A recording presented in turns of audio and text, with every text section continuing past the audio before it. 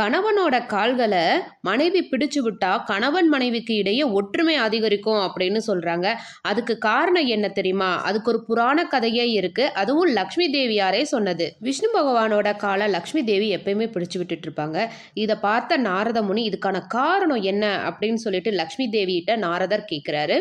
அதுக்கு லக்ஷ்மி தேவியார் என்ன சொல்றாங்க அப்படின்னா, கிரகங்களோட தாக்குதல் மனிதர்களுக்கு மட்டும் ஏற்படுறதில்ல, தெய்வங்களுக்குமே ஏற்படும். ஆண்களோட கால்கள்ல அசுரர்களின் தலைவரான சுக்ராச்சாரியாரும், பெண்களோட கைகள்ல தேவர்களின் குருவான பிரகஸ்பதி இருக்காரு. அப்ப பெண்கள் தன்னோட கணவரோட கால்களை பிடிச்சு விடும்போது தேவர்களும் அசுரர்களும் இணையிறாங்க. அப்படி இணையும் போது தேவர்களுக்கும் அசுரர்களுக்கும் இடையே ஒரு சமாதானம் ஏற்படுது. அதனால தான் அந்த தம்பதியர்களுக்குள்ள ஒற்றுமையும் செல்வ செழிப்பும் அதிகரிக்கும் அப்படின்னு சொல்லிட்டு லக்ஷ்மி தேவி நாரதர் கிட்ட சொல்லியிருக்காங்க.